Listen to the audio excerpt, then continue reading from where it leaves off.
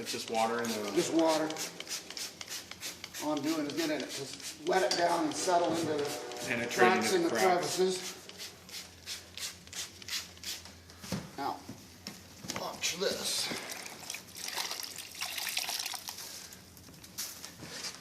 What are you doing?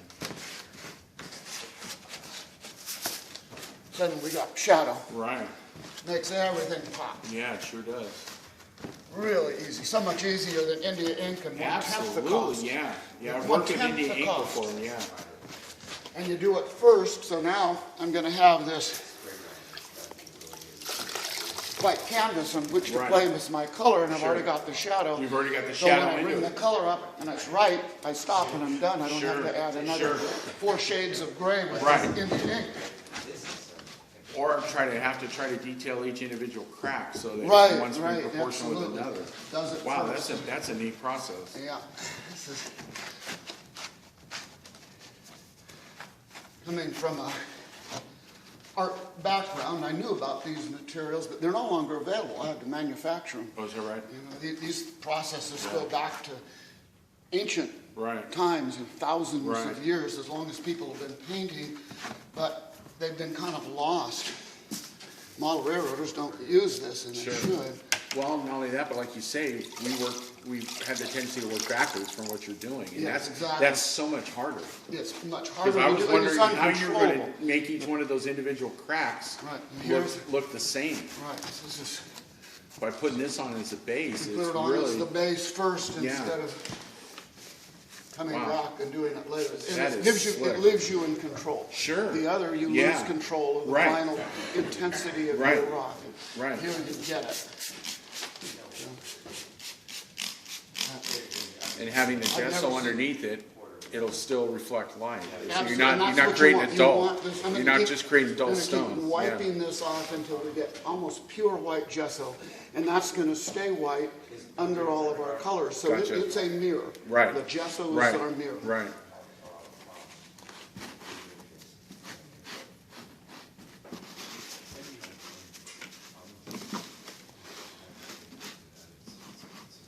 This process has been available for centuries. It just nobody in the model railroad world ever picked up on it. Wow.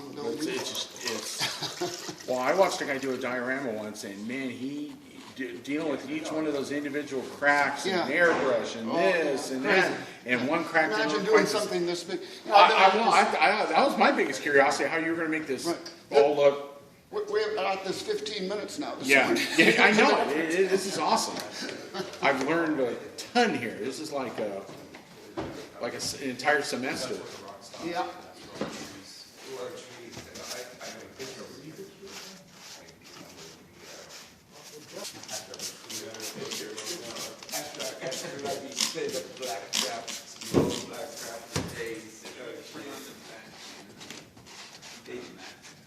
Well, he didn't want to Run down and get some fresh water, maybe bring up like 3 gallons of water in a bigger bucket. Oh, sure, I can do that. Here you go. You're going to take this one? Okay. There's a handle on it. Okay.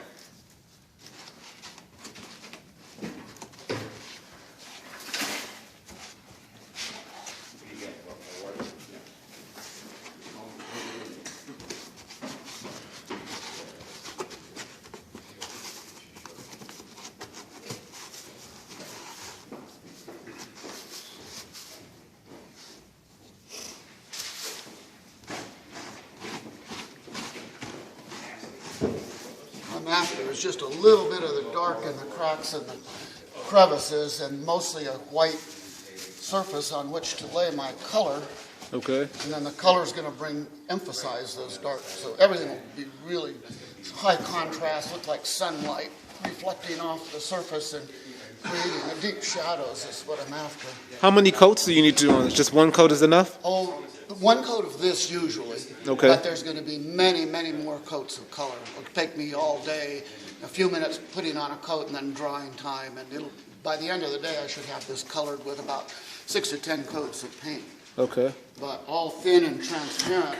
Ultimately, the gesso is going to be left white as our mirror, and it's going to reflect the light back off the surface.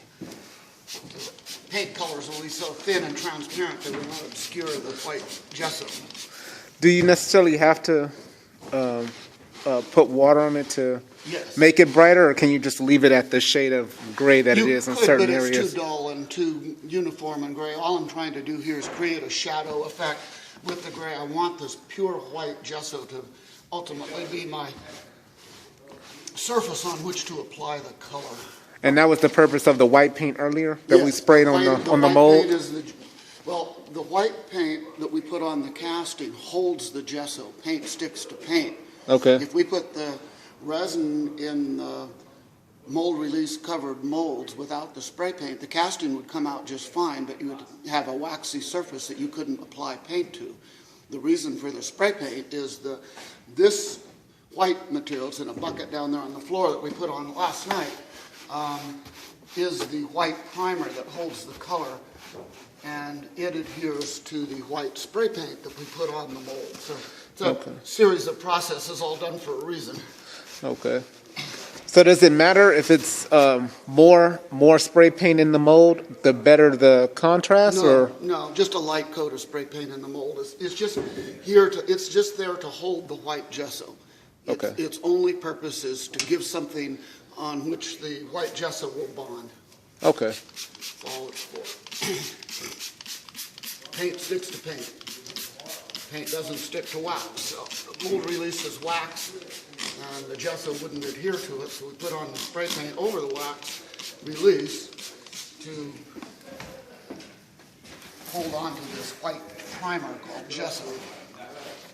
It's an artist primer. It goes back hundreds of years.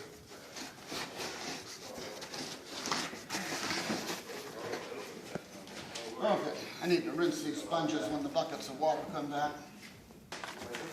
Because we had those samples, different mixes of paint yesterday, 99 I think it's 97.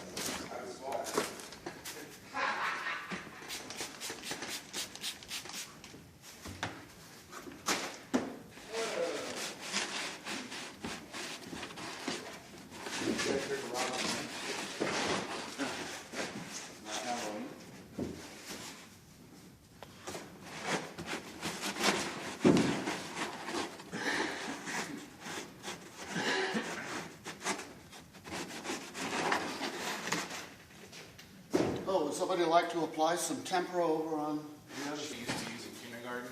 Similar. Yeah, actually, it probably is just about exactly what you used in kindergarten. If you were in kindergarten today, it wouldn't be the same. Tempera today is mostly manufactured in China, and there's a lot of organic material in it, dyes and artificial colors, and this is pure mineral. There's nothing in here that didn't come out of the earth. That's why I make it, is that you can't get it. You could, for the last 2,000 years until 10 years ago, you could get it, but now you can't.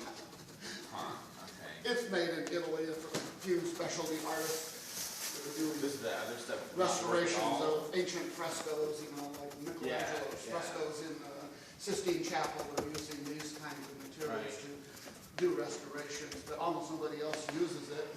Does the other stuff not work at all, or just not work as well? The other stuff, the Chinese, it turns blue. If you buy gray or black and put it on, this will all be purple. And it would stain the gesso. It's got these dyes in it. Yeah, it's garbage. People say, oh, I kept wanting to use it, and they come back to me, my scenery is blue now. What do I do?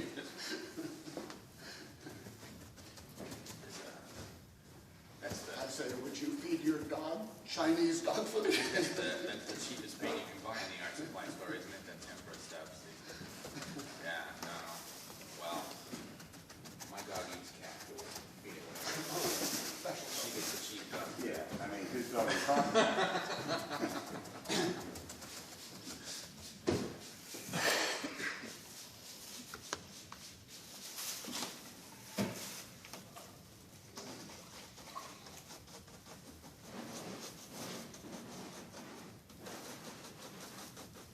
Oh, this is now like a black and white color. We've got to add some color to it. That'll be next.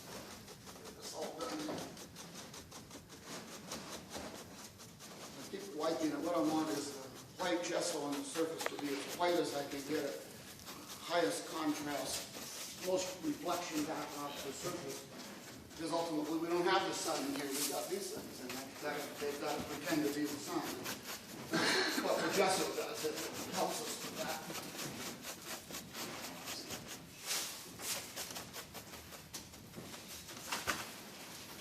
You just painted this with brown wall paints, like the Home Depot, and got paint like that on the ground and put it on it, and just look like mud.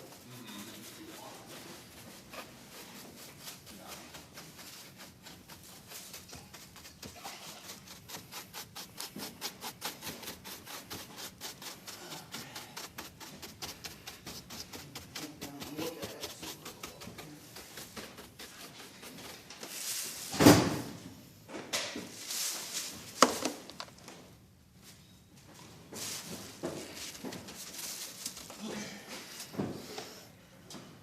Ready to talk.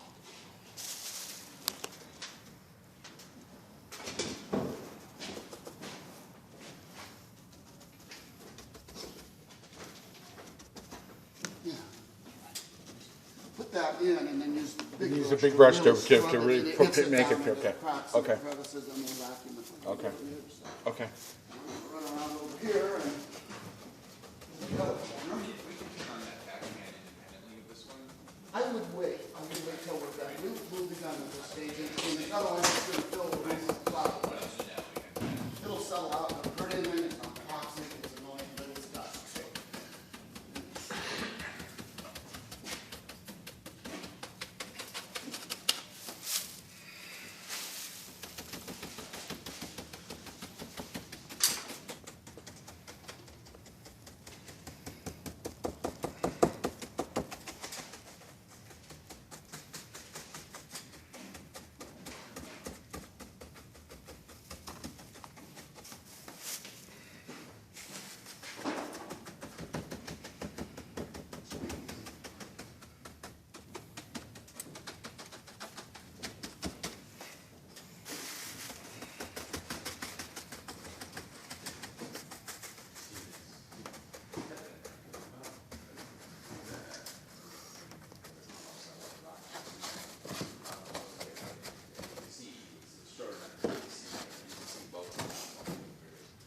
So this is the beginning stage, adding the, you call it temporal? Tempura. Tempura paint. Yeah. Not pronounced tempura, that's Japanese food. This is tempura. Tempera. Okay. And this is a powdered It's a paint. gray mineral-based powders. It comes in millions of colors, and we can produce it, but we use this gray to create the shadows in the rock. Okay. What's this color called, Joe? This is tempera. That's the color, so it's what the color's called, this particular Well, color? tempera is the type of paint. The Okay. color is just gray. Okay.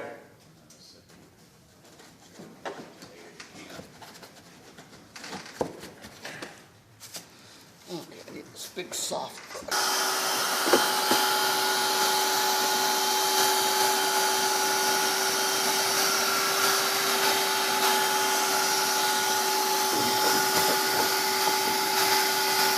Here we have Mike vacuuming the tempera paint. This paint can also be recycled if you're using a clean bag. So this will also save you on cost.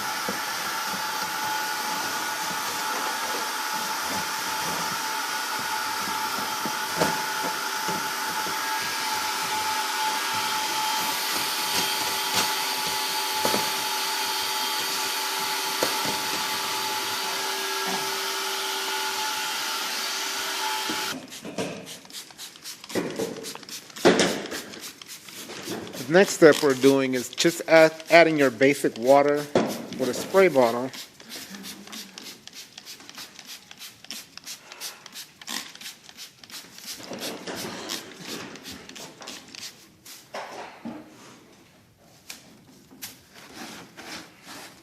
Then using a sponge to soak up the excess water, but yet at the same time brushing onto the canvas to bring out the color and depth into the mountain.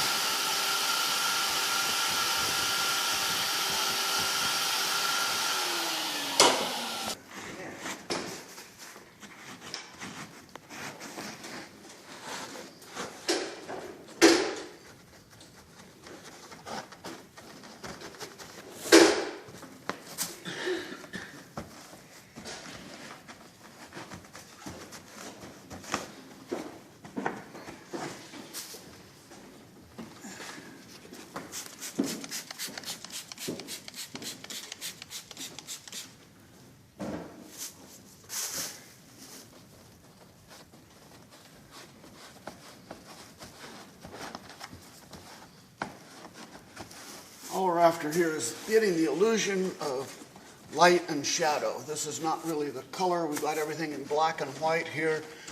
I'm going to add the color later, and these dark areas will just make the scenery appear in very high contrast and in deep light and shadow. It's what we're after at this point.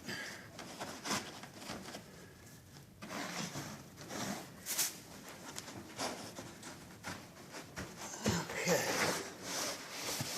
Drop for a bit. So this is Mike continuing in his section also. As you can see, his is coming along quite well. He is also doing the same thing that Joel was doing on the other side of the mounting, which was applying a partially damp sponge to the tempera dry paint to bring out the canvas of the mountain.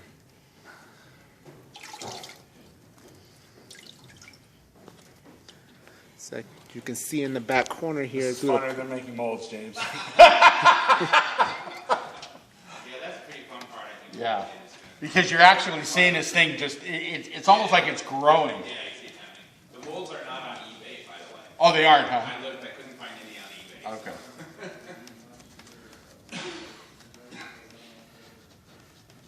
So as you can see in the back, in the beginning stage here, this is actually the beginning part of the mountain where it's completely all white. This is because we painted the molding white first, and then adding the tempera paint, dry paint, brought about this prospect here. Or should I say this perspective here. They come upstairs, a big tall mountain, they're gonna go, oh wow. Yeah. Wait till the trees. And now we are starting in the portal section of the tunnel. I'm doing the mountains. Again, we're starting from stage A, which we're adding the tempera dry paint.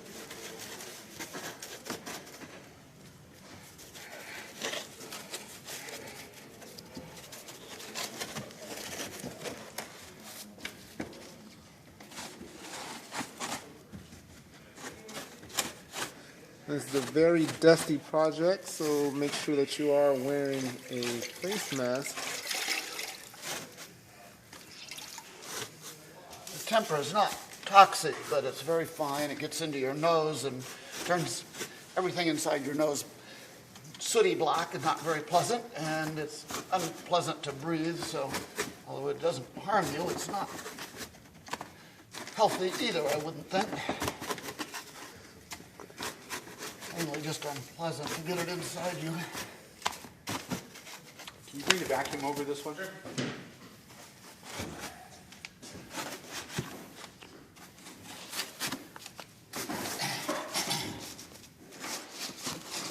Joel, I actually stop right here. If you can hit this side of the portal. Okay. Yeah, exactly. There we go.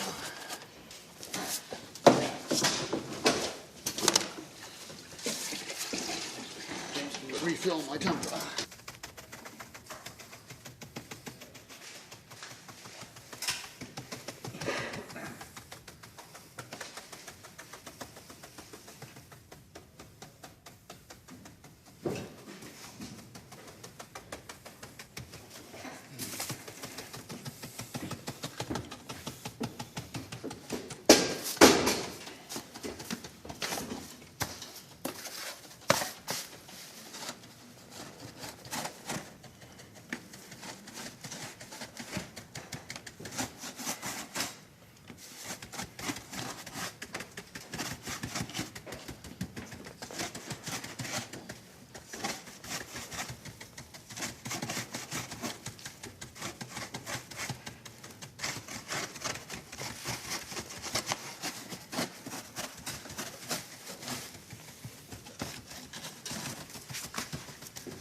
That one you want to just scrub it in.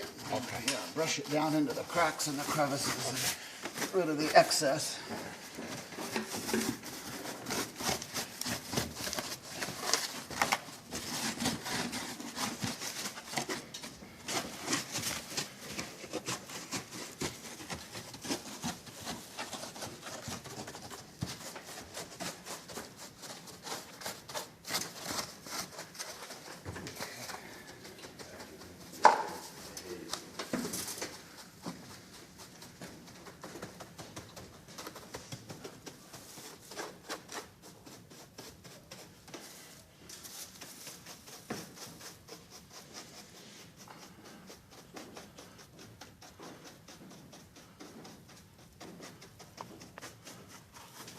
I see the application.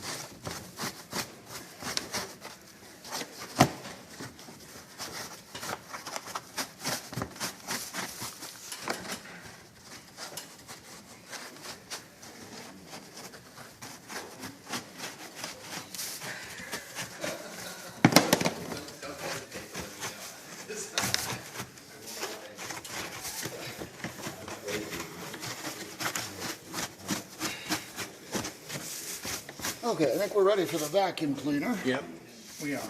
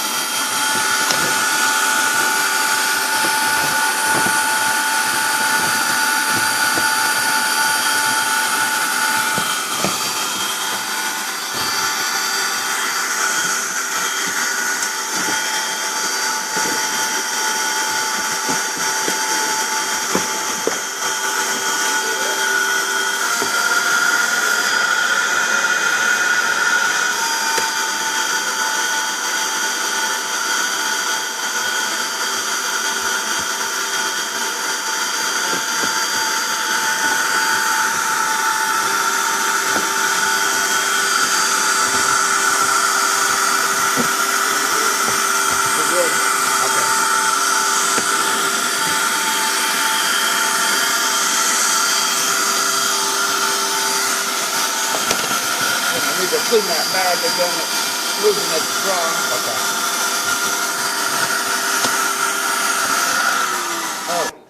Okay, so We've got a new vacuum cleaner bag here, but it's just barely have any of this powder in it at this point, but it's clogged, it's so fine, the powder is so fine, it's clogged the filtration. We need to clean this out.